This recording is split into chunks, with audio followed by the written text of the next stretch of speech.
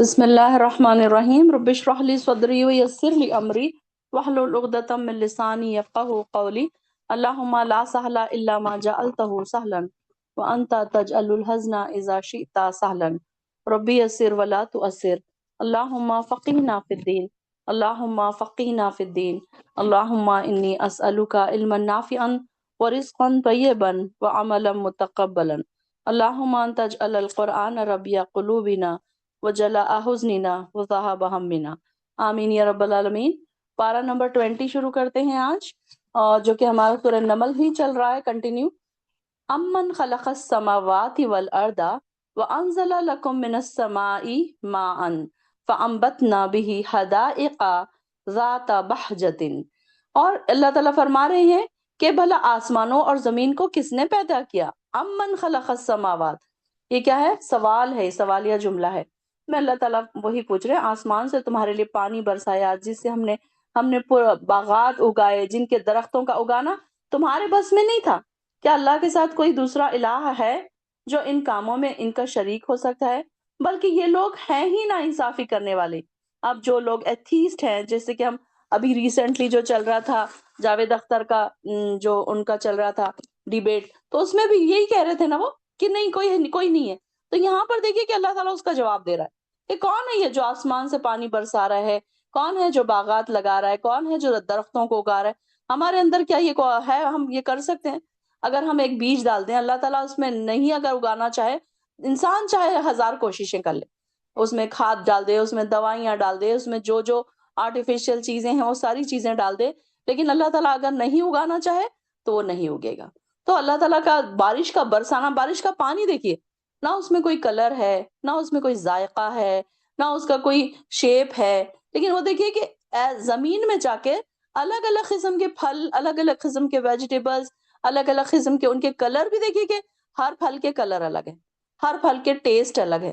ایک پانی وہی ہے، بے ایسا کوئی مزہ نہیں ہے اس میں، پانی میں بالکل کوئی ٹیسٹ نہیں ہے، ایسا ٹیسٹ لیس پانی ہے وہ، لیکن دیکھیے کہ وہ ہمارے دلوں کو بھی، رگوں کو کیسے تر کرتا ہے جب ہم اس کو پیتے ہیں۔ پانی کا اصل ٹیسٹ تو، اصل مزہ تو ہم کو روزے میں آتا ہے نا، کتنی اہمیت معلوم ہوتی ہے پانی کی، ورنہ تو سال بھر ہم پانی پیتے ہیں، چلتے پھرتے پیتے ہیں، کبھی اس کا احساس نہیں ہوتا کہ پانی بھی کیا قیمتی چیز ہے۔ تو دیکھیے کہ پانی جو کیسا پانی ہے کہ جس کو اللہ تعالیٰ نے آسمان سے برسایا، اور کل ہم دیکھ رہے تھے کہ لاکھوں ٹن پانی بادلوں میں ہوتا ہے، لیکن ایک جگہ دھڑ کر کے نہیں گر جاتا ہو، بلکہ وہ اللہ تعالیٰ اس کو اندازے کے مطابق جس کو چاہتا ہے اتنا، جہاں چاہتا ہے اتنا وہ گزار دیتا ہے، اور سیراب کر دیتا ہے، زمین کو سیراب کر دیتا ہے۔ تو یہ بھی دیکھیے کہ یہ نشانی ان لوگوں کے لیے ہے جو عقل رکھتے ہیں۔ اب یہ جو دیکھیے جو ایتھیسٹ ہے، ان کو عقل ہی نہیں ہے، اس کا مطلب ان کو یہ ساری چیزیں نظر ہی نہیں آتی کہ یہ سسٹم کو کون چلا رہا ہے، یہ نظام کو کون چلا رہا ہے، کون بارش برسا رہا ہے، کون دھوپ نکال رہا ہے، کون سورج کو برابر اپنے برابر مقام سے نکال بھی رہا ہے، برابر مقام پہ سن سیٹ بھی ہو رہا ہے، سن رائز بھی ہو رہا ہے، سب سسٹمیٹک اندازے پہ چل رہا ہے۔ ایسے تو خود ہی کوئی چیز نہیں چل جاتا نا، تو یہ ایک چھوٹی سی بات ہے، ایک بچہ بھی سمجھ آ جائے گا، لیکن یہ دیکھیے کہ جو اللہ کا انکار کرنے والے لوگ ہیں، تو ان سے یہ اللہ تعالیٰ ان کو یہ جواب دے رہا ہے کہ اللہ تعالیٰ ان سے پوچھ رہا ہے کہ کون ہے جو آسمان سے پانی برساتا ہے، اور پانی برسانے کے بعد دیکھیے کہ زمین کیسی ہری بھری ہو جاتی ہے۔ پھر کیا اللہ کے سوا کوئی اور الہ بھی ہے جو ان کاموں میں اس کا شریک ہو؟ بلکہ یہ لوگ ہیں ہی نا انصافی کرنے والے۔ بھلا کس نے زمین کو جائے قرار بنایا، ٹھہرنے کی جگہ؟ اب یہ دیکھیے کہ زمین کتنی تیزی سے گردش کر رہی ہے، کہ اتنی اس کی جو سپیڈ ہے کہ سائنس نے جو پتہ لگایا ہے، سائنس کی سے، کہ زمین اتنی تیزی سے، مطلب ہماری زمین سورج کے سامنے رہتے ہوئے اور اپنے محور پر گرد اتنی تقریباً 1000 میل فی گھنٹے کی رفتار سے گھوم رہی ہے۔ اب دیکھیے کہ 1000 میل فی گھنٹہ، ہم دیکھیے کہ ٹریول ہم کرتے ہیں تو کتنا کیسا ہم ٹریول کرتے ہیں، اس حساب سے آپ اندازہ لگائیے۔ تو اس کا ایک چکر ایک دن، یا ایک دن رات، یا 24 گھنٹوں میں پورا ہوتا ہے۔ تو دوسرے یہ کہ ہماری زمین سورج سے 9 کروڑ 30 لاکھ میل دور ہے، اور اس کے گرد بھی ایک سال میں ایک گردش پوری ہوتی ہے۔ تو سورج کے گرد اس کی گردش کی رفتار 66,600 میل فی گھنٹہ ہے۔ کہ یہ ساری چیزیں دیکھیے کہ اللہ تعالیٰ نے کیسے اتنی زیادہ دور ہے چیزیں، لیکن یہ دیکھیے زمین بھی دیکھیے کہ اتنی تیزی سے وہ گردش کر رہی ہے، لیکن اس کے باوجود کہ وہ ہم آرام سے چل رہے ہیں، پھر رہے ہیں، آرام سے سو رہے ہیں۔ اب آپ دیکھیے کہ ایک جھولے میں اگر آپ بیٹھ جائیں، اب رولر کوسٹر ہوتا ہے یا وہ آپ جھولے جو دیکھتے ہیں اوپر گول گول جو گھومتے ہیں، اس میں بیٹھ کر کوئی سو سکتا ہے کیا بھلا؟ نہیں سو سکتے نا۔ لیکن یہ دیکھیں کہ زمین اتنی تیزی سے ہچکولے کھا رہی ہے، اپنی گردش کر رہی ہے، لیکن ہم سو رہے ہیں آرام سے۔ اللہ تعالیٰ نے اس کو کیسے جائے قرار بنایا، اور اللہ تعالیٰ اس کے یہ بتا رہے ہیں کہ دیکھو میری نعمتوں کو دیکھو، اور یہ میری نئی نئی چیزیں جو پہلے سے ہے اس کی طرف تمہاری نظر ہی نہیں جاتی۔ کبھی ہم اس کا خیال ہی نہیں کرتے کہ اللہ تعالیٰ نے کیسی نعمتیں بنائی۔ یہ ان لوگوں کے لیے ساری چیزیں بتانے کے لیے ہمارے پاس دلیلیں ہونی چاہیے۔ اگر کوئی آپ سے سوال کر لے ایتھیسٹ کہ کیا اللہ تعالیٰ کو کیسے پروف کرتے ہو، تو یہ ساری آیاتیں ہمارے پاس ایک دلیل کے طور پر ہونی چاہیے۔ ایٹ لیسٹ ہم مسلمان ہیں، پیدائشی مسلمان ہیں، تو ایٹ لیسٹ ہمیں اتنا تو آنا چاہیے قرآن کی دلیل دینا۔ اور اس کے اندر نہریں بنائی اور اس کے لیے پہاڑ بنائے تاکہ ہچکولے نہ کھائے۔ دیکھیے زمین پہلے ہلتی تھی نا، زور زور سے ہچکولے کھاتی تھی، تو اللہ تعالیٰ نے کیا کیا، اس کے اوپر پہاڑ رکھ دیے تاکہ وہ ہلے نہ اپنی جگہ سے، اور دو سمندروں کے درمیان پردہ بنا دیا۔ اب یہ دیکھیے کہ دو سمندر ہیں، ایک ہم دیکھتے ہیں کہ نہریں بھی ہیں، بارش بھی ہیں، اور کیسے اللہ تعالیٰ نے ایک کڑوی پانی کی نہر ہے، ایک کھارے پانی کی، اور ایک میٹھے پانی کی نہر ہے۔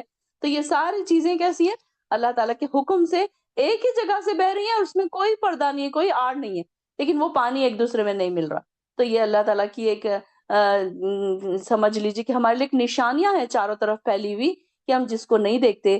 اور اگر ہم کو کہا جائے کہ ایک نمکین پانی اور میٹھا پانی ایک گلاس میں ڈالو، تو وہ تو مل جائے گا، مکس ہو جائے گا، ہم اس کو الگ نہیں کر سکتے نا، اس کے بیچ میں ہم پردہ نہیں لگا سکتے۔ لیکن یہ دیکھیے کہ اللہ تعالیٰ نے کیسے اس میں پردہ بنایا۔ بل اکثرہم لا یعلمون، بلکہ اس میں سے اکثر لوگ کیسے ہیں، علم نہیں رکھتے۔ آیت نمبر 62، بھلا کون ہے جو لاچار کی فریاد رسی کرتا ہے، امن یجیب المضطر اذا دعاہ ویکشف السوء، کون ہے جو فریاد رسی کرتا ہے، مضطرہ کس کو مضطرہ کس کو کہتے ہیں، لاچار، پریشان، ایسا انسان جو ہر چیز سے تھکا ہوا، کہ اب ہر چیز سے ہار گیا، اب اس کے پاس اور کوئی چارہ نہیں ہے سوائے اللہ کے۔ تو کون ہے جو لاچار کی فریاد رسی کرتا ہے جب وہ اسے پکارتا ہے اور اس کی تکلیف کو دور کرتا ہے، اور وہ کون ہے جو تمہیں زمین کا جانشین بناتا ہے۔ یہ دیکھیے کہ اللہ تعالیٰ کیسا ہے، مشکل اوقات میں اللہ تعالیٰ کو، یہ مشرکین مکہ کو بھی پتا تھا کہ جب جان پر بند آتی تھی نا، تو وہ اللہ کو پکارتے تھے، اور اس وقت یہ معبود ان کے کسی کام نہیں آتے تھے۔ حالانکہ ایسے وقتوں میں تو اس سے پہلے وہ ان کے نام کی قربانیاں دے رہے ہیں، ان کے چڑھاوے چڑھا رہے ہیں، لیکن جب ایسا وقت آ گیا کہ بالکل جان پر بن گئی، تو کس کا نام اب زبان پر آتا ہے، اللہ کا نام۔ آپ دیکھیے کہ کوئی ایک دم پریشانی والا عالم ہو، ہمارے منہ سے اچانک کیا نکلتا ہے، چلو الحمدللہ الحمدللہ ثم الحمدللہ، ہم تو مسلمان ہیں۔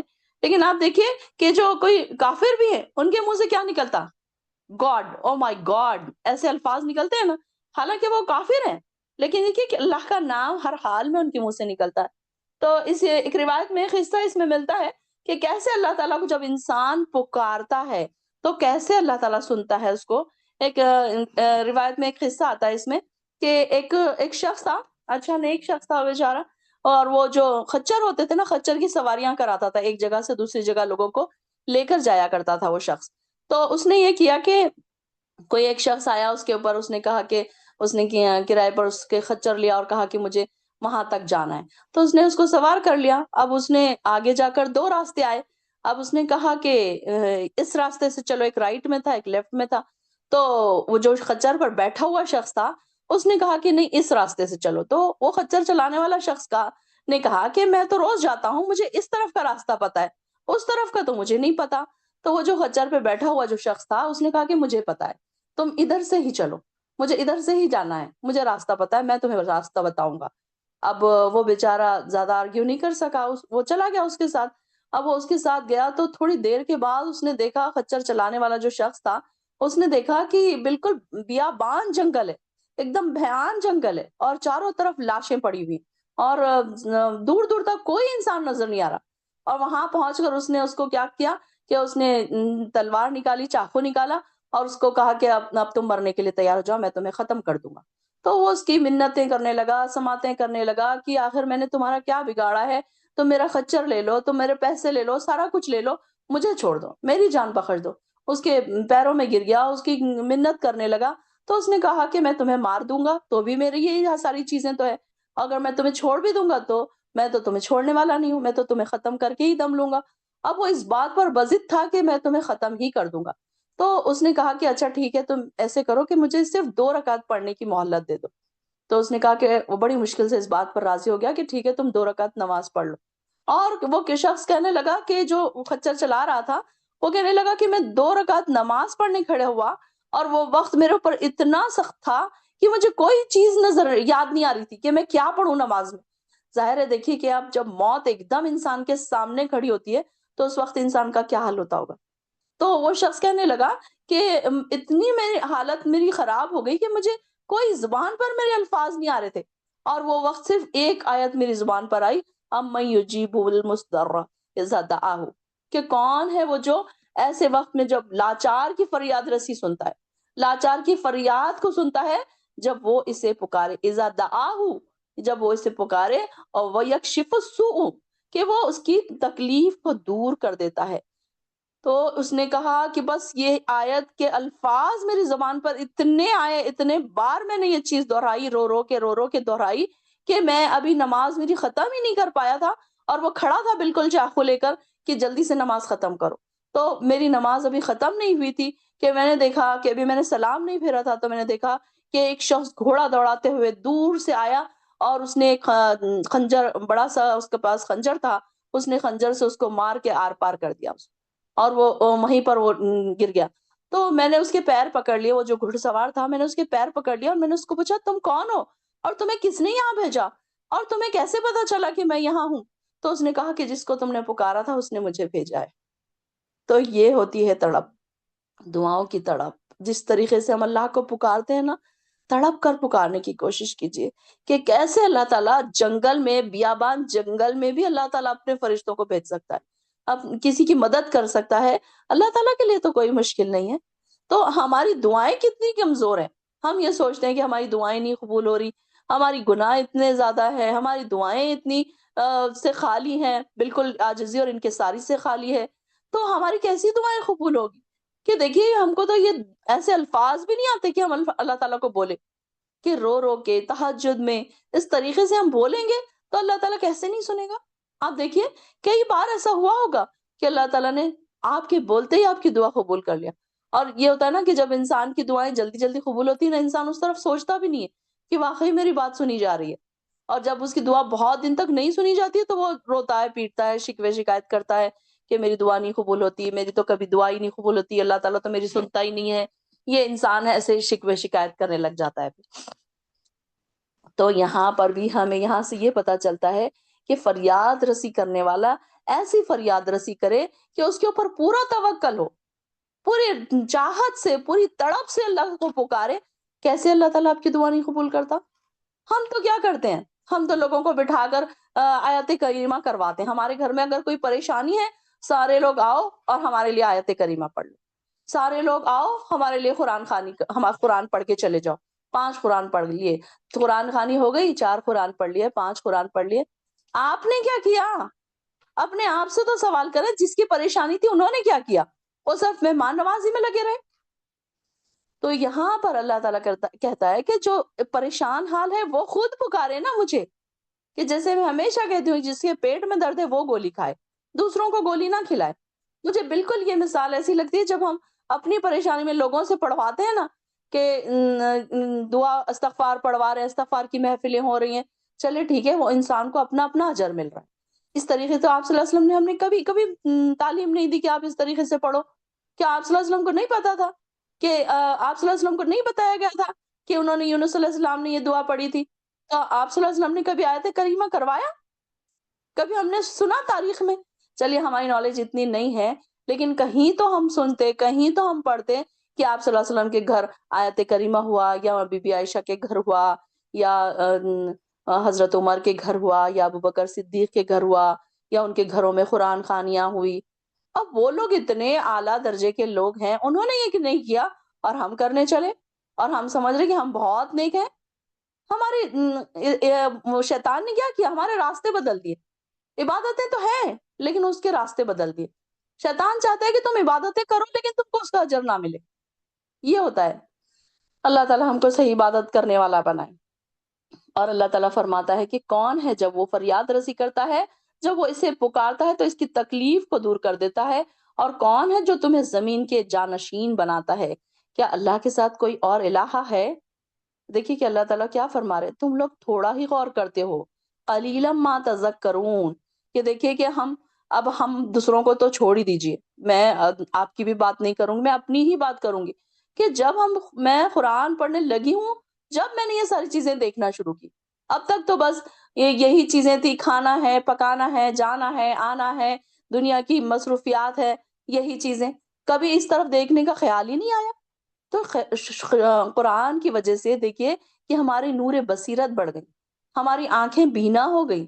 پہلے مجھے ایسا لگتا تھا جیسے ہم اندھے بہروں کی طرح زندگی گزار رہے تھے، کھا رہے ہیں، پی رہے ہیں، 5 وقت کی نماز آڑی تیڑی پڑھ رہے ہیں اور بس اپنے کاموں پہ لگ رہے ہیں. آپ دیکھیے کہ قرآن کو پڑھنے کے بعد ہمارا زاویہ نگاہ کیسے ہو گیا، ہمارا دیکھنے کا انداز کیسے ہو گیا، کہ ہم جس چیز کو دیکھتے ہیں اللہ کی اس میں بصیرت نظر آتی ہے، اللہ کی نعمتیں نظر آتی ہیں. کہ یہ ساری چیزیں کیسے ہوئی؟ کہ دیکھیے اللہ تعالیٰ فرما رہا ہے قلیلا ما تذکرون، تم بہت کم نصیحت حاصل کرتے ہو. ہر آیت ہمارے لیے نصیحت ہے، ہر آیت ہمارے لیے ہدایت ہے. دیکھیے کہ کیسے ہم کو ہر کلاس میں کوئی نہ کوئی ایک ایسی چیز ملتی ہے کہ جو رات تک ہمارے دماغ پر ٹھوکے لگاتی رہتی، دلوں کو ہلاتی رہتی ہے کہ ہاں سچ مچ، ہاں سچ مچ. اب کل کی ہی آیت لے لو، ھذا من فضل ربی. مجھے امید ہے کہ ساری بہنوں کے دل میں، خیال میں، چلتے پھرتے یہ بات بار بار آ رہی ہوگی کہ مجھے ھذا من فضلی بولنا چاہیے، ھذا من فضلی ربی، ھذا من فضلی. کون کون سی ایسی چیزیں ہیں جس کے بارے میں مجھے یہ بولنا چاہیے اور میں اب تک نہیں بول رہی تھی. پھر دیکھیے کہ پھر اس سے پہلے ہم نے عباد الرحمن کے بارے میں پڑھا. کیسے عباد الرحمن؟ ہمارا دل بولا نا کہ اللہ ہم بھی عباد الرحمن بن جائیں، اللہ ہم بھی وہ لسٹ میں آ جائیں. پھر اس کے پہلے ہم نے پڑھا کہ اللہ تعالیٰ نیک لوگوں کی کیا کرے گا؟ برائیوں کو ان کی برائیوں کو نیکیوں میں بدل دے گا. تو یہ چیزیں کیسے ہمارے دلوں پہ اثر چھوڑ رہی ہے نا رات تک. اور اسپیشلی جب ہم رات کو بستر میں جاتے ہیں، وہ ٹائم بالکل ہمارا ریلیکس ٹائم ہوتا ہے نا. تو وہ ٹائم ہمارے دن بھر کی جو مصروفیات سے ہم بالکل فارغ ہوتے ہیں، تو وہ ٹائم یہ ساری چیزیں خیال میں آتی ہیں ہمارے کہ ہاں سچ مچ اللہ تعالیٰ کیسے، دیکھیے کتنی بڑی انعام ہے اللہ کا یہ نیک لوگوں پر.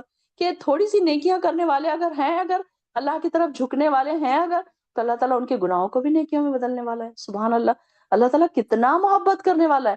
یہ دیکھیے کہ رات میں پکارو اللہ کو، دن میں پکارو، جب بھی پکارو اللہ تعالیٰ کے پاس ٹائم ہے ہمارے لیے بات سننے کی. آپ دیکھیے کہ کوئی آپ کو کسی بڑے کے پاس جانا ہے، وہ ان سے ٹائم لینا پڑے گا، وہ مصروف ہیں. کوئی بڑے ہیں، کوئی بڑے آدمی ہیں، یا کوئی آفیسر ہیں، یا کوئی کہیں آپ کے کام ہے کوئی آفس میں،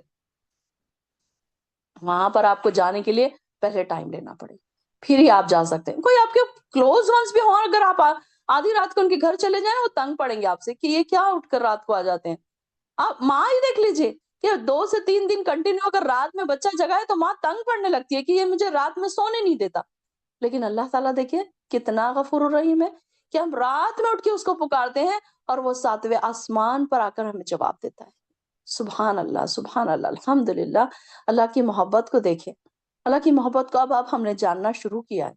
اب تک تو مجھے تو لگتا ہے کہ ہم بچپنے میں ہی تھے، اب ہم میچور ہوئے ہیں. 40s کے بعد ہمیں یہ ساری چیزوں کی سمجھ آئی ہے. تو اپنے بچوں کو بھی لیے کوشش کریں کہ ان کو یہ چیزیں نا ابھی سے سمجھ میں آنے لگے.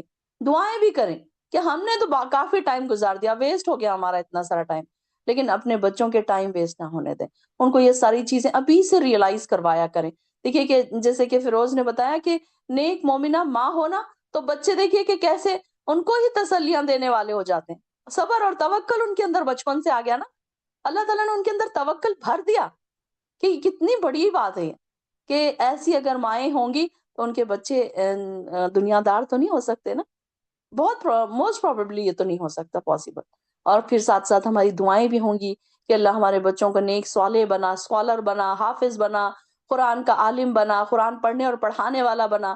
اپنے لیے بھی یہی دعا کریں، اپنے بچوں کے لیے بھی یہی دعا کریں کہ اللہ مجھے قرآن پڑھنے اور سمجھنے والا بنا، پڑھنے اور پڑھانے والا بنا، سمجھنے اور سمجھانے والا بنا۔ اللہ تعالیٰ ہمارے لیے آسانی پیدا فرمائے۔ تم لوگ اور بھلا کون ہے جو تمہیں خشکی اور سمندر کی تاریکیوں میں راہ دکھاتا ہے، اپنی رحمت سے پہلے ہواؤں کو بشارت کے طور پر بھیجتا ہے۔ یہ دیکھیے کہ جب ہوائیں چلتی ہے تو ہواؤں کا بھی دیکھیے کہ کیسے جب گرمی ایک دم تیز گرمی ہوتی ہے، اس کے بعد انسان گرمی گرمی گرمی سے پریشان ہوتا ہے، پھر اس کے بعد موسم تھوڑا ٹھیک ہونا شروع ہوتا ہے، ٹھنڈی ہوائیں شروع ہوتی ہے، تو انسان خوش ہو جاتا ہے کہ اب بارش آنے والی۔ بارش سے پہلے اللہ تعالیٰ خوشخبری دینے والی ہوائیں بھیجتا ہے نا، تو یہ بشارت کے طور پر خوشخبری دینے والی ہوائیں اللہ تعالیٰ بھیجتا ہے۔ یہ بھی دیکھیے کہ اللہ تعالیٰ کیسے انسان کو خوش کر دیتا ہے پہلے، کہ اللہ کے ساتھ کوئی اور الہ ہے، اس شرک سے بہت بلند ہے جو یہ لوگ کرتے ہیں۔ بھلا کون ہے جو خلقت کی ابتدا کرتا ہے پھر اس کا اعادہ کرے گا، یعنی کہ پیدا بھی کرے گا اور پھر دوبارہ اس کو وہی حالت میں لوٹائے گا۔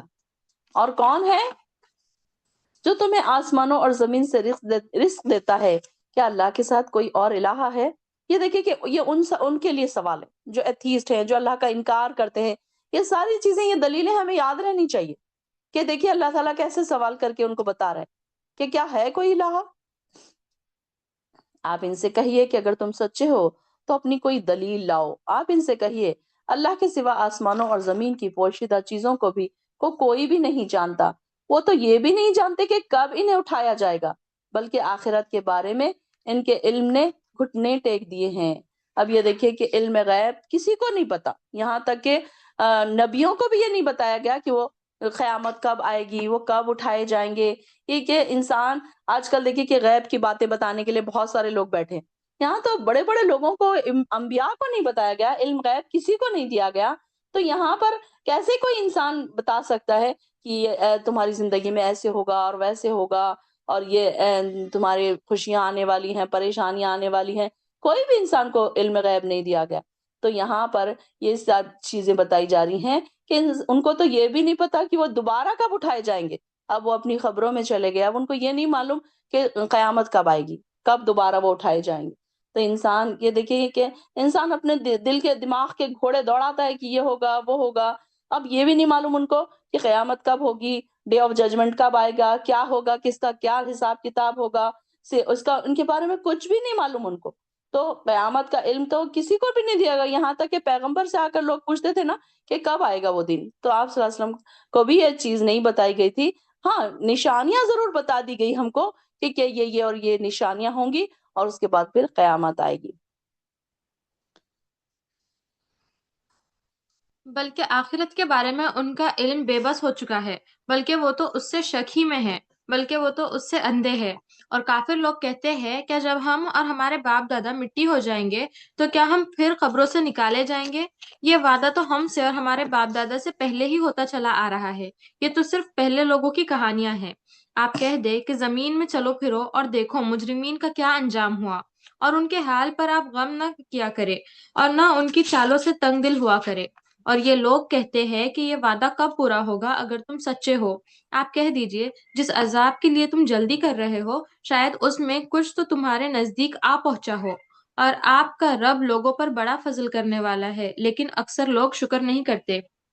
اور آپ کا رب تو خوب جانتا ہے وہ ساری باتیں جو ان کے دلوں میں پوشیدہ ہے اور جو وہ ظاہر بھی کرتے ہیں۔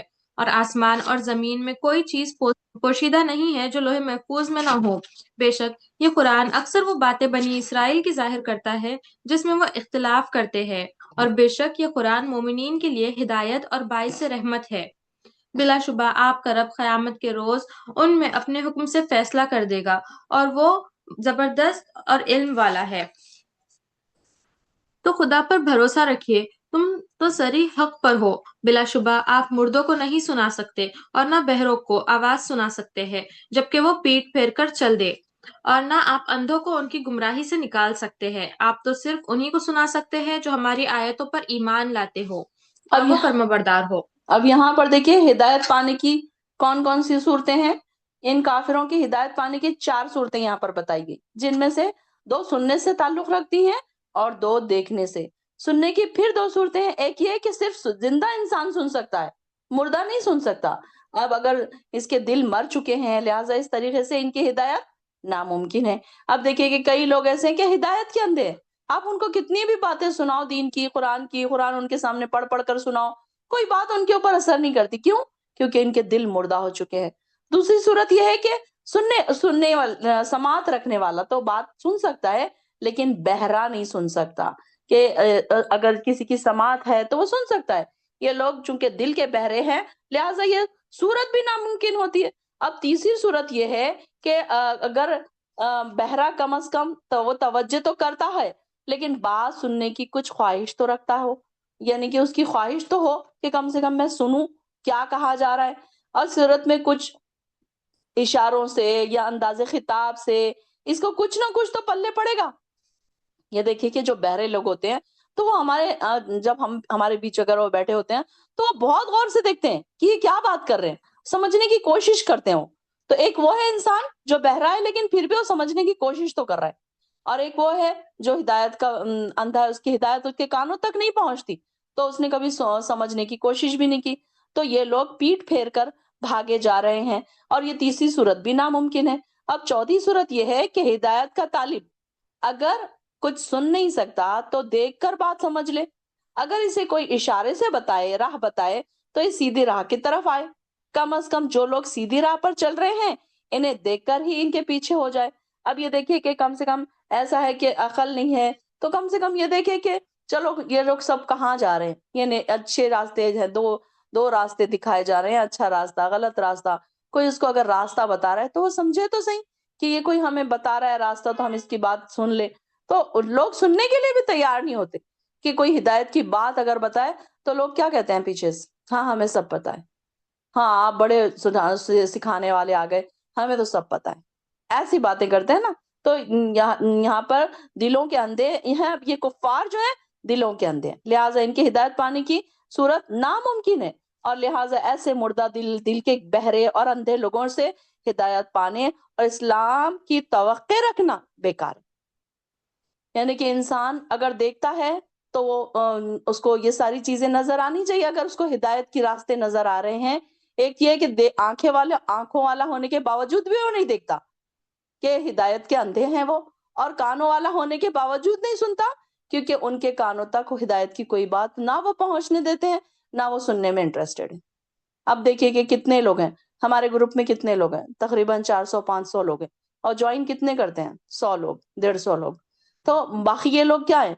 دنیا میں مصروف ہیں، دنیا کی مصروفیات، ان کے گھر کے کام کاج اور تھکان اور سونا اور باہر جانا ہے، جم کا ٹائم ہے، پارلر کا ٹائم ہے، بچوں کو گارڈن لے جانے کا ٹائم ہے، کچھ نہ کچھ ایسی مصروفیات انہوں نے اپنی بنائی ہوئی ہے جس کو وہ ہلانا نہیں چاہتے۔ دین کی محفل کے لیے وہ کوئی اپنی دنیاوی چیزوں کو بالکل ہٹانا نہیں چاہتے اپنی جگہ سے۔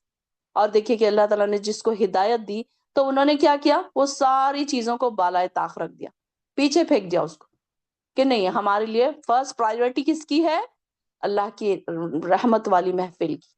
بھلے ہی ہم کچھ سیکھیں نہ سیکھیں لیکن ایٹ لیسٹ یہاں بیٹھ کر آپ دیکھیے کہ یہاں پہ کئی ایسی خواتین ہیں جو بہت کم پڑھی لکھی ہیں، جن کو جو مراٹھی میڈیم کی ہیں ان کو اردو اتنی نہیں آتی، عربی اتنی نہیں آتی، لیکن یہ دیکھیے کہ اس کلاس میں بیٹھنے سے کیسے ان کے برین واش ہو رہے ہیں کہ وہ ایک ایک لفظ، ہاذا من فضلی تو یاد ہو گیا ان کو، چھوٹی سے الفاظ تھے، عباد الرحمن ان کو یاد ہو گیا، حالانکہ دیکھیے کہ کوئی الفاظ نہیں یاد کیے انہوں نے، کوئی قرآن ان کو نے یاد نہیں کیے، قرآن کا ٹرانسلیشن انہوں نے یاد نہیں کیا، یہ تو بہت آگے کی کلاس ہے اب۔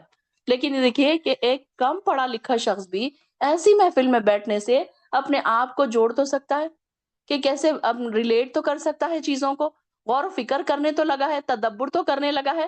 تو یہ ہوتی ہے ہدایت کی آنکھیں اور کان، یہاں پر اس کی بات بتائی جا رہی۔ تو اللہ تعالیٰ فرما رہے ہیں کہ نہ تم ان کو سنا سکتے ہو جو ہماری آیات پر ایمان لاتے ہیں، اور کس کو، کون راہ راست پر آئے گا؟ صرف ان کی، اللہ تعالیٰ آپ تو صرف ان کو سنا سکتے ہیں جو ہماری آیات پر ایمان لاتے ہیں اور فہم مسلمون، پھر فرما بردار بن جاتے ہیں۔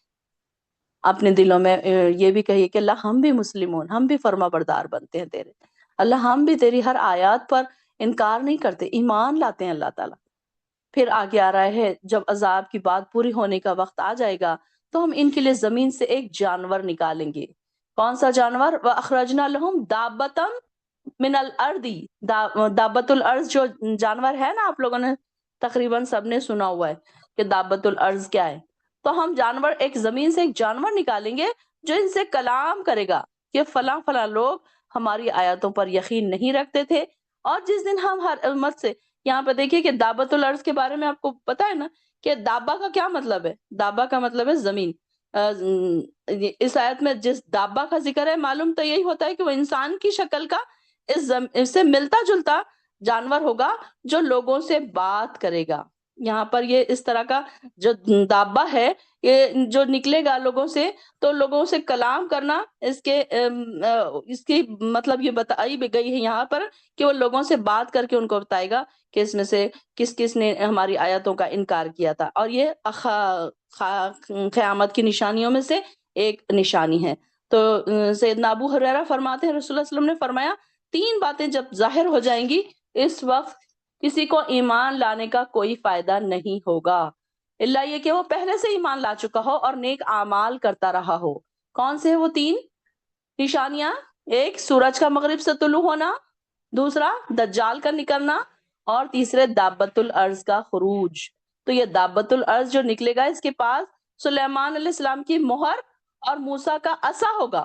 پھر وہ عصائے موسیٰ سے مومن کے منہ پر لکیر کھینچ دے گا جس سے وہ چمک اٹھے گا، اور کافر کی ناک پر سلیمان علیہ السلام کی انگوٹھی سے مہر لگا دے گا. سب لوگ یہ ایک جگہ پر جمع ہوں گے تو وہ یہ کہے گا کہ یہ مومن ہے اور یہ کافر ہے. یہ یعنی مومن اور کافر میں فرق ہو جائے گا. یہ ترمذی کی روایت میں آتا ہے. تو یہاں پر یہ دیکھیے کہ ان سے پتا چلتا ہے کہ ایک ایسا جانور جو نکلے گا، اور بعض روایت سے معلوم ہوتا ہے کہ قیامت سے پہلے صفا پہاڑی پھٹے گی اور اس میں سے ایک جانور نکلے گا جو لوگوں سے باتیں کرے گا کہ اب قیامت نزدیک ہے، اور سچے ایمان والوں اور چھپے منکروں کو وہ نشان سے جدا کر دے گا، نشان لگا کر جدا کر دے گا. دعوت الارض سے بارے میں بہت سے اقوال ملتے ہیں. تو واللہ عالم کہ یہ بھی بات اس میں تفاسیر میں ملتی ہے کہ انسان کو جس بات کی سمجھ نہ آئے، یہ کہ اس کو تفسیر میں بھی یہ بات بتائی جا رہی ہے کہ دعوت الارض نکلے گا اور وہ ایسے مومن اور کافر پر نشان لگائے گا. تو یہاں پر اللہ تعالیٰ فرما رہے ہیں کہ ایسے لوگ پھر کیا، اور پھر جس دن ہر امت سے ایسے لوگوں کی ایک فوج اکٹھی کریں گے جو ہماری آیات کو جھٹلاتی تھی. یہ دیکھیں کہ وہ ڈفرینشیٹ کر دے گا نا. پھر ان کی گروہ بندی کی جائے گی، مطلب ان کے الگ الگ گروپس بنا دیے جائیں گے، یہاں تک کہ جب وہ سب آ جائیں گے تو اللہ ان سے پوچھے گا، کیا تم نے میری آیات کو جھٹلایا؟ حالانکہ علمی لحاظ سے تم نے تو ان کا احاطہ نہیں کیا تھا. آیت نمبر 84. پھر تم کیا کرتے رہے؟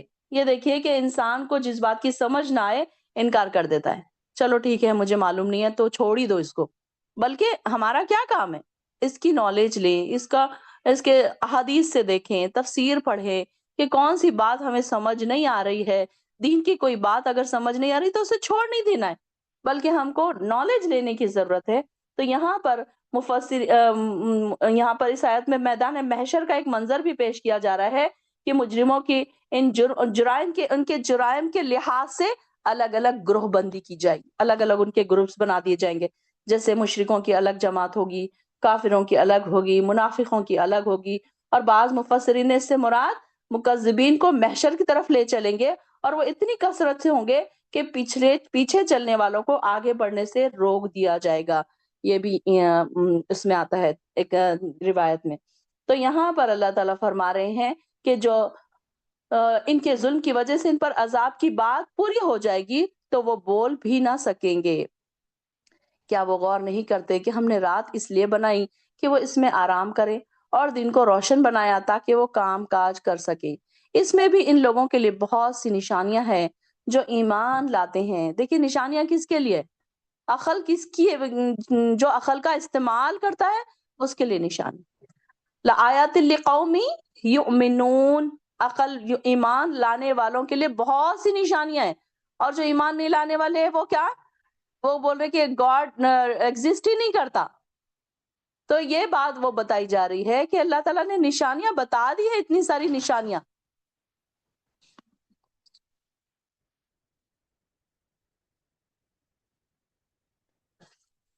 اور جو ایمان لاتے ہیں اور جس دن سور پھونکا جائے گا، اور کیا وہ غور نہیں کرتے کہ ہم نے رات اس لیے بنائی کہ وہ اس میں آرام کریں، اور دن کو روشن بنایا تاکہ وہ کام کاج کر سکیں۔ اس میں بھی ان لوگوں کے لیے بہت سی نشانیاں ہیں کہ ہر چیز میں اللہ تعالیٰ کے بار بار اس دن اور رات کا ذکر آتا ہے کہ کیسے اللہ تعالیٰ نے دن بنایا، کیسے اللہ تعالیٰ نے رات بنائی۔ اور جو ایمان لاتے ہیں ان کے لیے نشانیاں ہیں لِقَوْمٍ یؤمنون۔ اور جس دن سور پھونکا جائے گا تو جو کوئی بھی آسمانوں میں یا زمین میں ہوگا سب گھبرا اٹھیں گے، سوائے ان کے جنہیں اللہ اس ہول سے بچانا چاہے گا، اور یہ سب حقیر بن کر اللہ کے حضور پیش ہو جائیں گے۔ یعنی کہ جب قیامت کا زلزلہ ہوگا تو یہ ایک صحیح حدیث میں آتا ہے کہ قیامت بدترین لوگوں پر قائم ہوگی اور نیک لوگ اس سے پہلے اٹھا لیے جائیں گے۔ الحمدللہ کہ اللہ کا شکر ہے کہ یہ بات پڑھ کر نا ایک تسلی سی ہوتی ہے کہ قیامت کی اتنی ہولناکیاں ہوں گی، اور اللہ کرے کہ ہم نیک لوگوں میں شامل ہوں اور ہم اس سے پہلے اٹھا دیے جائیں۔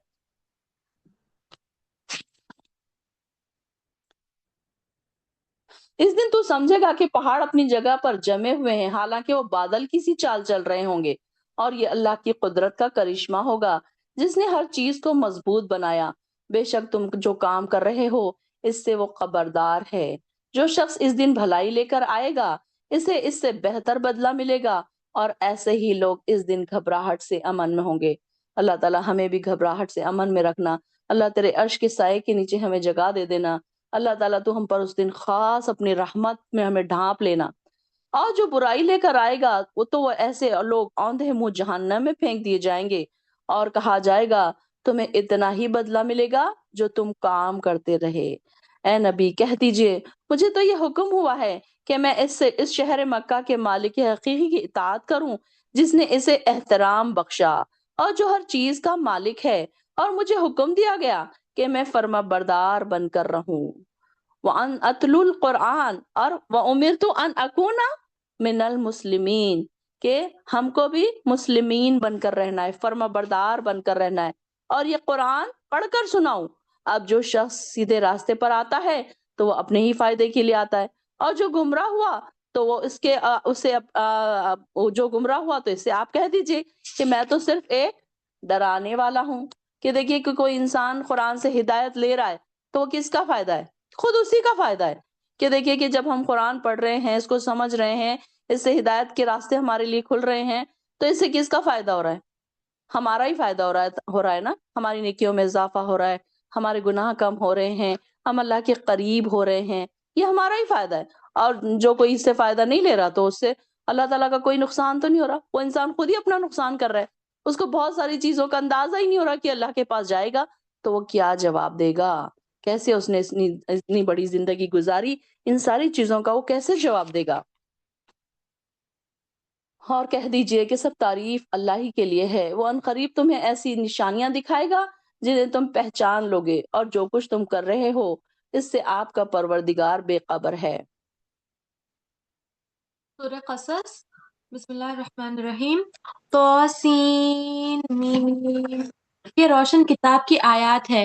اے نبی، ہم آپ کو موسیٰ اور فرعون کے کچھ حالات مومن لوگوں کے واسطے ٹھیک ٹھیک طرح سے سناتے ہیں کہ فرعون نے ملک میں سر اٹھا رکھا تھا، اور اس نے وہاں کے باشندوں کو مختلف گروہ بنا رکھے تھے، اور ان میں سے ایک گروہ اس قدر کمزور کر دیا تھا کہ ان کے بیٹوں کو ذبح کر ڈالتا تھا اور ان کی لڑکیوں کو زندہ رہنے دیتا تھا۔ بلا شبہ وہ بڑا مفسد تھا، اور ہم چاہتے تھے کہ ان لوگوں پر احسان کرے جن کو اس نے کمزور کر رکھا ہے، ان کو وہاں کا پیشوا بنائے اور ان کو ملک کا وارث بنائے، اور ملک میں ہم ان کو حکومت دے، اور ہم فرعون، حامان اور ان کے لشکر کو وہ چیز ان کی جانب سے دکھائے جس سے وہ ڈرتے تھے۔ اور ہم نے موسیٰ کی ماں کو وحی کی کہ اس کو دودھ پلاؤ، پھر جب تم اس کے بارے میں کوئی خوف لاحق ہو تو اس کو دریا میں ڈال دینا، اور تم نہ کوئی خوف کرنا اور نہ کوئی رنج کرنا، اور ہم اس کو تمہارے پاس واپس کر دیں گے اور اس کو رسول بنائیں گے۔ تو فرعون کے لوگوں نے اس کو اٹھا لیا تاکہ وہ ان کا دشمن اور موجب رنج ہو۔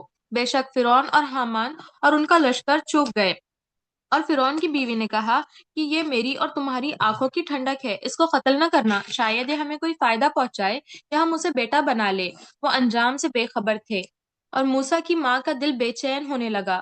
اگر ہم ان کے دل مضبوط نہ کر دیتے تو قریب تھا کہ وہ اس قصے کو ظاہر کر دے، یا غرض یہ تھی کہ مومن میں رہے۔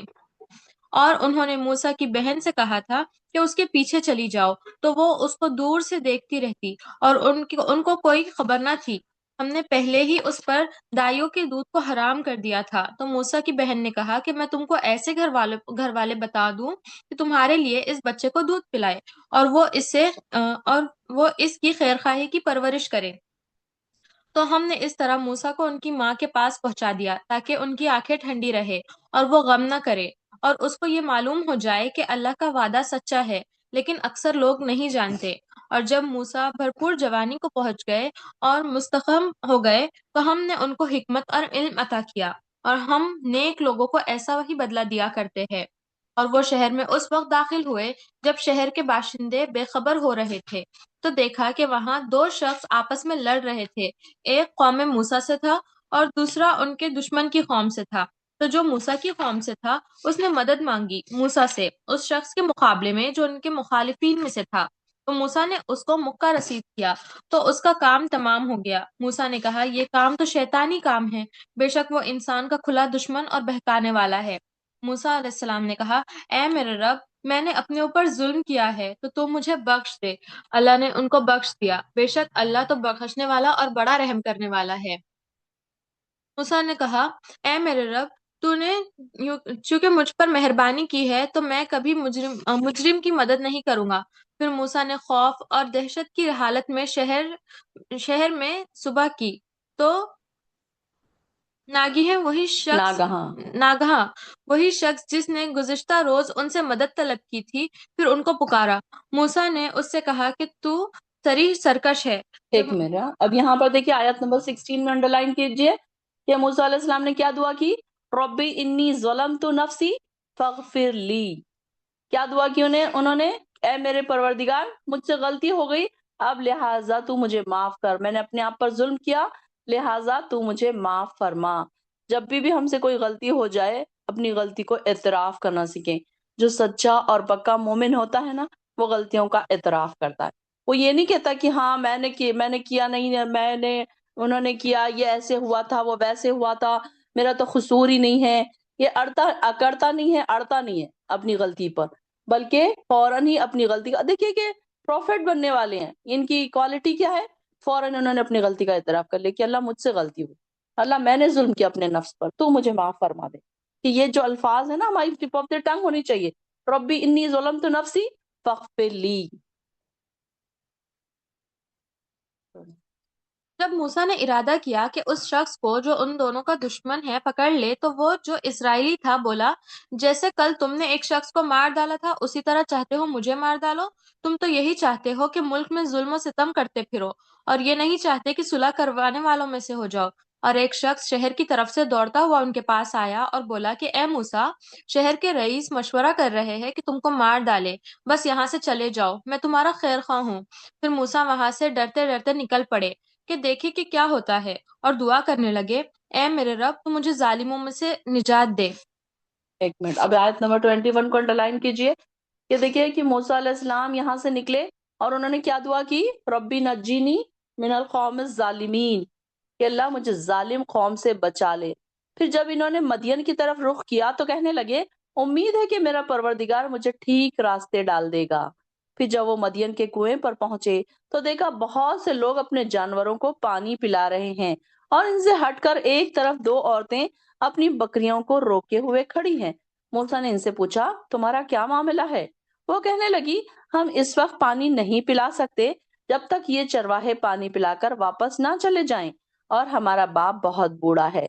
تو پھر کیا ہوا؟ موسیٰ علیہ السلام نے ان عورتوں کی بکریوں کو پانی پلا دیا اور پھر ایک سائے دار جگہ پر جا بیٹھے اور کہا، اب یہ دیکھیے کہ آیت نمبر 24 میں انڈرلائن کیجئے، ربی انی لما انزلت الی من خیر فقیر، اے میرے پروردگار جو بھی بھلائی تو مجھ پر نازل کرے میں اس کا محتاج ہوں۔ دیکھیے کہ موسیٰ علیہ السلام کا، اب دیکھیے کہ موسیٰ علیہ السلام کا کیسا وقت ہے، نہ ان کے پاس گھر ہے، نہ ان کے پاس کھانا ہے، نہ ان کے پاس بیٹھنے کو، کھانے کو، سر چھپانے کو کوئی جگہ نہیں، کوئی دور دور تک ان کا اپنا نہیں ہے۔ مدین میں آ چکے ہیں وہ، اب وہاں پر انہوں نے ایک درخت کے نیچے بیٹھ کر یہ دعا کی، ربی انی لما انزلتا الی من خیر فقیر۔ تو دیکھیے کہ ان کے حالات کیسے تھے اس وقت، ہم اس دعا کو ہر مشکل کے وقت پڑھ سکتے ہیں، کوئی ایک پرٹیکولر بات کے لیے نہیں بلکہ ہر مشکل کے وقت ہم اس کو پڑھ سکتے ہیں کہ اللہ جو بھی بھلائی تو مجھ پر نازل کرے، کیونکہ دیکھیے کہ ہر وقت ہم اللہ کی بھلائی کے محتاج ہیں، اللہ تعالیٰ کے لیے ہر لمحہ ہم محتاج ہیں کہ اللہ ہم پر کوئی بھلائی نازل کر دے، بچوں کی طرف سے ہو، شوہر کی طرف سے ہو، گھر کی پریشانیاں ہیں، معاشی پریشانیاں ہیں، بیماریاں ہیں، آزمائشیں ہیں، اللہ تعالیٰ سے ہر وقت یہ دعا کریں، اس کو ٹپ آف دی ٹنگ رکھیں آپ، ربی انی لما انزلتا الی من خیر فقیر، کہ اللہ جو بھی بھلائی تو میری طرف نازل کرے گا میں اس کا حاجت مند ہوں، کیونکہ کوئی ایسے تو نہیں بول سکتا نہیں اب مجھے کوئی چیز کی ضرورت نہیں اللہ تعالیٰ سے، مجھے دعا مانگنے کی ضرورت نہیں ہے، ہم یہ بول سکتے ہیں کیا؟ نہیں بول سکتے نا، کہ حالانکہ ہمارے پاس لاکھوں نعمتیں پڑی ہے، لیکن پھر اللہ تعالیٰ سے ہم مانگنا ہے، ہم کو اس کی ہم محتاج ہیں، ہر لمحہ اس کے محتاج ہیں، کہ کہیں اللہ تعالیٰ ہم سے کہیں ہماری صحت نہ چھین لے، کہیں اللہ تعالیٰ ہم سے کوئی ہماری دولت نہ چھین لے، کوئی آرام نہ چھین لے، کوئی ہماری آنکھ نہ چھین لے، کوئی ہماری کان نہ چھین لے، اللہ تعالیٰ سے محتاج رہے ہر وقت، اللہ سے اس کی بھلائی طلب کرتے رہا کرے، شکر بھی ادا کرے اور اس کی بھلائی بھی ادا کرے، اللہ تعالیٰ سے دعا کریں کہ اللہ تعالیٰ اپنی بھلائی خاص تو اپنے طرف سے ہم پر بھلائی نازل فرما، تو ہم کو نہیں پتا کہ اللہ کس کس انداز میں ہم پر یہ بھلائیاں نازل کرتا ہوگا، کہ ہمیں تو پتہ بھی نہیں چلے گا کہ اللہ تعالیٰ نے کب کون سی پریشانی ہم سے ٹال دی، کب کون سی پریشانی ہم سے مٹا دی، آنے سے پہلے ہی وہ پریشانی دور ہو گئی، آنے سے پہلے ہی وہ آفات اور بلائیات ہم سے ہٹ گئی، کیونکہ ہم دعا کر رہے تھے نا اللہ تعالیٰ سے کہ اللہ میں تیری محتاج ہوں، اللہ ہر وقت میں تیری محتاج ہوں، انڈر لائن کیجیے اور یاد کیجیے، اور مجھے امید ہے کہ بہت ساری بہنوں کو یہ دعا یاد ہوگی، کس کس کو یاد ہے یہ والی دعا؟ ہینڈ ریز کیجیے اگر یہ ہینڈ ریز کرنا آتا ہے تو، ویری گڈ، نورین کو یاد ہے، زینب کو یاد ہے، سیما کو یاد ہے، ماشاءاللہ، روبینہ ترنم، ویری گڈ ویری گڈ، ماشاءاللہ، بہت خوشی ہوئی مجھے یاد جان کر کے آپ سب کو یہ دعا یاد ہے، کیونکہ یہ دعا ایسی ہے نا کہ مجھے لگتا ہے کہ ہمارے روز ٹپ آف دی ٹنگ ہونی چاہیے، روز، چاہے کوئی پریشانی آئے چاہے نہ آئے پریشانی، لیکن ہم کو دعا مانگنی ہی چاہیے۔ اب یہ اس کے لیے یہ نہ سوچے کہ جب کوئی پریشانی آئے گی تو میں دعا مانگوں گی، بلکہ ہر وقت ہم مانگتے رہیں گے نا تو جو پریشانی آنے والی ہے وہ پہلے سے ٹل جائے گی، اس کو ٹپ آف دی ٹنگ بنائیں، اتحیات کی دعاؤں میں اس کو ایڈ کر لیجئے، سجدے کی دعاؤں میں اس کو ایڈ کر لیجئے، تاکہ آپ کو یاد رہے کہ ہم کیا مانگ رہے ہیں، اس کے ترجمے پہ غور کر کے مانگے، تب آپ کو سمجھ آئے گا کہ میں مانگ کیا رہی ہوں۔ کوئی بھی دعا مانگنے سے پہلے اس کا ترجمہ ضرور یاد کریں آپ، اور ایسی دعائیں یاد کریں جو چھوٹی چھوٹی ہیں، جن کے ترجمے بالکل آسان ہیں۔ دیکھیے ربی انی لما انزلتا، انزلتا کیسے ہے؟ نازل کرنے سے، الیہ من خیر فقیر، خیر تو ہر چیز، ہر بھلائی، فقیر محتاج، آسان ہے نا، اردو کے الفاظ ہی ہے نا اس میں، کہ اگر آپ سوچیں تو آپ کو اتنا مشکل نہیں لگے گا کہ اردو کے ہی الفاظ ہے اس میں، ربی انی لما انزلتا الیہ من خیر فقیر۔ چنانچہ ان عورتوں کی بکریوں کو پانی پلا دیا، ہاں پھر یہ دعا پڑھ لی، اور اتنے میں دونوں عورتوں میں سے ایک عورت شرماتی ہوئی ان کے پاس آئی اور کہنے لگی، آپ نے ہماری بکریوں کو جو پانی پلایا ہے تو میرے ابا آپ کو بلاتے ہیں تاکہ آپ کو اس کا صلہ دے۔ پھر جب موسیٰ اس شخص کے پاس آئے اور انہیں اپنا سارا حال سنایا تو اس نے کہا، ڈرو نہیں، تم نے ان ظالموں سے نجات پا لی۔ اب جا کر انہوں نے سارا کچھ بتا دیا ماجرا، کہ ایسے ایسے میرے ساتھ ہوا اور ایسے میں وہاں سے بھاگ کر آ گیا، یہ ساری چیزیں انہوں نے بتائی۔ مدین میں جب وہ شعیب علیہ السلام کے پاس گئے تھے نا، یہ جو دو خواتین تھی، لڑکیاں تھیں، وہ شعیب علیہ السلام کی بیٹیاں تھیں، تو شعیب علیہ السلام نے پھر ان عورتوں نے دل میں ان کے احسان مند تھی نا یہ، تو ایک اجنبی شخص نے ان کے ساتھ بھلائی کی، تو واپس مڑتے ہوئے جا کر انہوں نے موسیٰ کو دیکھا کہ ایک درخت کے سائے میں آ کر بیٹھ گئی ہے، پھر انہوں نے جا کر اپنے ابا سے کہا کہ ابا وہ شخص ایسے ایسے نیک شخص نے ہماری مدد کی، اور ایک شریف گھرانے کے لگتے ہیں، پریشانی میں مبتلا ہیں، تو ان کی ہم کوئی مدد کرتے ہیں۔ تو شعیب علیہ السلام نے کہا کہ ٹھیک ہے، ان کو بلا کر لاؤ۔ ان میں سے ایک بولی، ابا جان اسے اپنا نوکر رکھ لیجئے، بہترین آدمی جسے آپ نوکر رکھنا چاہیں وہی ہو سکتا ہے جو طاقتور بھی ہو اور امین بھی ہو۔ شعیب علیہ السلام نے کہا، موسیٰ میں چاہتا ہوں کہ اپنی دو بیٹیوں میں سے ایک کا تجھ سے اس شرط پر نکاح کروں کہ تم میرے یہاں 8 برس ملازمت کرو۔ یہ ان کا کیا تھا؟ مہر تھا۔ اب ان کے پاس تو پیسے نہیں تھے نا مہر ادا کرنے کے لیے، تو ان کے لیے کیا مہر طے پایا کہ تم میرے پاس 8 سال نوکری کرو اور اگر 10 سال پورے کر دو تو تمہاری مہربانی. 8 یا 10 دو آپشنز انہوں نے دے دیے. میں اس معاملے میں تم پر سختی نہیں کرنا چاہتا انشاءاللہ. اب یہ دیکھیے کہ ایک تو یہ ہو جائے گا نا، موسیٰ علیہ السلام کو گھر مل جائے گا رہنے کے لیے اور ان کے کام بھی وہ کریں گے اور اس میں ان کا مہر بھی ادا ہو جائے گا، پھر ان کی بیٹی سے ان کی شادی ہو جائے گی. تو 8 سال یہ بطور مہر، حق مہر انہوں نے یہ رکھا تھا. بعض لوگ یہ سوال کرتے ہیں کہ ایک باپ اپنی لڑکی ہے حق مہر کے بدلے کچھ معاوضہ لے سکتا ہے یا نہیں. تو ہمارے خیال میں یہ سوال یہاں پر معاملہ ایک نہیں بلکہ دو ہے. ایک نکاح کا معاملہ اور دوسرے نکاح کے بعد گھر کا کام سنبھالنے کا معاملہ. یعنی کہ شعیب علیہ السلام نے شرط صرف یہ لگائی کہ نکاح کے بعد تم اپنی بیوی کو لے کر چلے بھی جا سکتے ہو، بلکہ کم از کم 8 سال میرے یہاں تم رہ سکتے ہو. اس وقت یہ گھر جیسے میرا ہے ویسے ہی تمہارا بھی ہے. تو اب یہ دیکھیے کہ جب 8 سال یا 10 سال کی مدت گزر جانے کے بعد شعیب علیہ السلام نے کیا کیا، اپنی لڑکی کا نکاح موسیٰ علیہ السلام سے کر دیا. پھر آگے کیا آتا ہے کہ انشاءاللہ تم مجھے ایک خوش معاملہ آدمی پاؤ گے. موسیٰ علیہ السلام نے کیا کہا کہ ٹھیک ہے میں اس بات کے لیے تیار ہوں.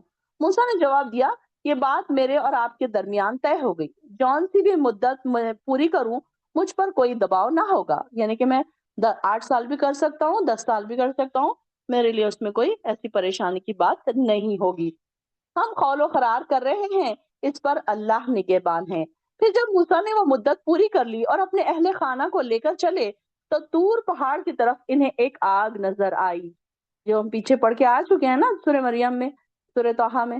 انہوں نے اپنے اہل خانہ سے کہا تم یہیں ٹھہرو، میں نے ایک آگ دیکھی ہے، شاید میں وہاں سے تمہارے لیے کچھ راستے کی خبر یا کوئی انگارہ لے کر آؤں تاکہ تم اسے آگ سیک سکو. پھر جب موسیٰ وہاں پہنچے تو وادی کے دائیں کنارے مبارکہ خطے کے ایک خطے درخت سے آواز آئی. مبارکہ یہاں پر اللہ تعالیٰ نے آواز دی ایک شجر یعنی کہ مبارک درخت کے پاس سے، اے موسیٰ میں ہی اللہ ہوں. کیا الفاظ ہیں آیت نمبر 30 میں دیکھیے کہ انی انا اللہ رب العالمین، کہ میں ہی اللہ ہوں جو تمام جہانوں کا رب ہے. اب یہاں پر دیکھیے کہ اس معاہدے میں سیدنا شعیب علیہ السلام نے اپنی بیٹی کا نکاح موسیٰ علیہ السلام سے کر دیا. اب وہاں پر ٹائم گزارنے کے بعد جس لڑکی سے آپ کا نکاح ہوا تھا ان کا نام کیا تھا؟ صفورہ.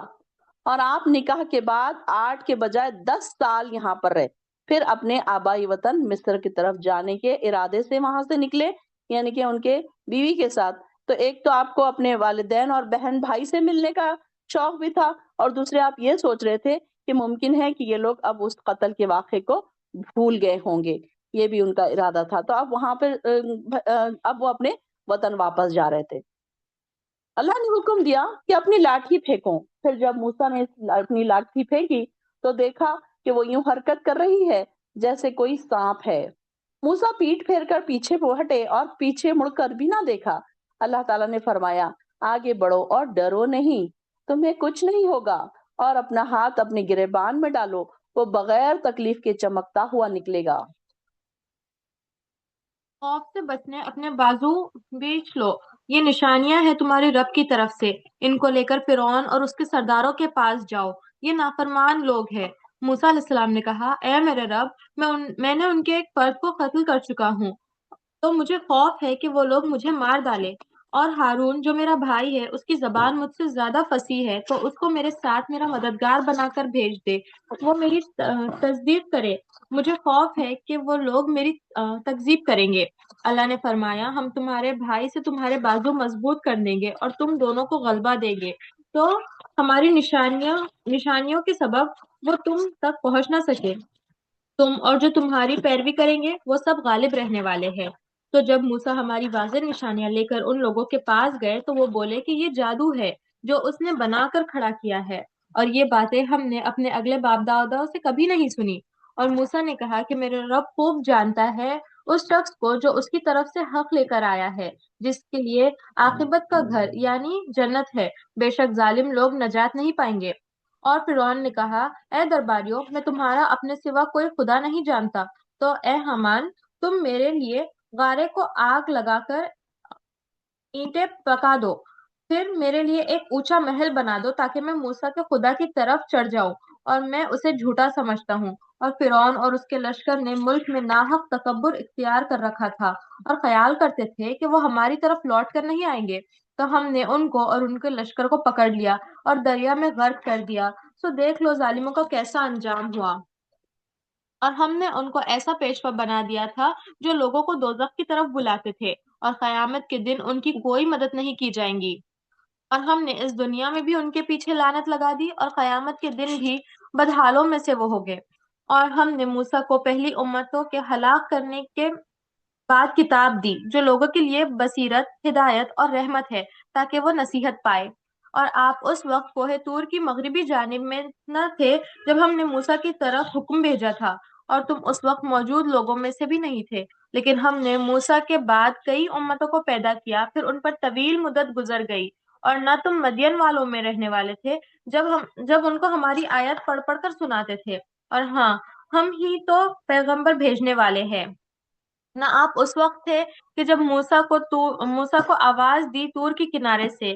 آپ کا بھیجا جانا آپ کی رب کی رحمت ہے، تاکہ آپ لوگوں کو جن کے پاس آپ سے پہلے کوئی ڈرانے والا نہیں آیا ڈرائے، تاکہ وہ نصیحت پائے۔ اگر یہ بات نہ ہوتی کہ ان پر کوئی مصیبت آ جاتی بسبب ان کے عمل کے، تو یہ یوں کہتے کہ اے ہمارے رب، تو نے ہماری طرف کوئی رسول کیوں نہیں بھیجا تاکہ ہم اس کی پیروی کرتے اور مومن ہو جاتے۔ پھر جب ان کے پاس ہماری طرف سے حق آ پہنچا تو کہنے لگے کہ جیسے موسیٰ کو کتاب ملی تھی ایسے ہی ان کو کیوں نہیں ملی؟ کیا جو کتاب موسیٰ کو دی گئی تھی اس سے پہلے انہوں نے اس کے ساتھ کفر نہیں کیا؟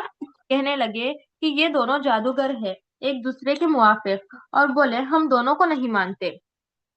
آپ کہہ دے کہ اگر تم سچے ہو تو تم اللہ کے پاس سے کوئی کتاب لے آؤ جو ان دونوں سے بہتر ہو ہدایت کرنے میں بھی اس کی پیروی کروں گا۔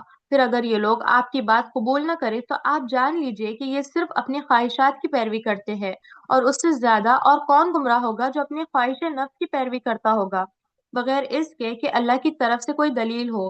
بلا شبہ اللہ ایسے ظالم لوگوں کی ہدایت نہیں کرتا، اور ہم برابر ان کے پاس ہدایت کی باتیں بھیجتے رہے ہیں تاکہ یہ نصیحت پائے۔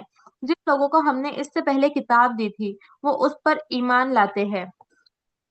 چلیں یہاں پر نصف ہو گیا ہے، یہاں پر رکھتے ہیں سورہ قصص۔ وآخر الدعوانا الحمد للہ رب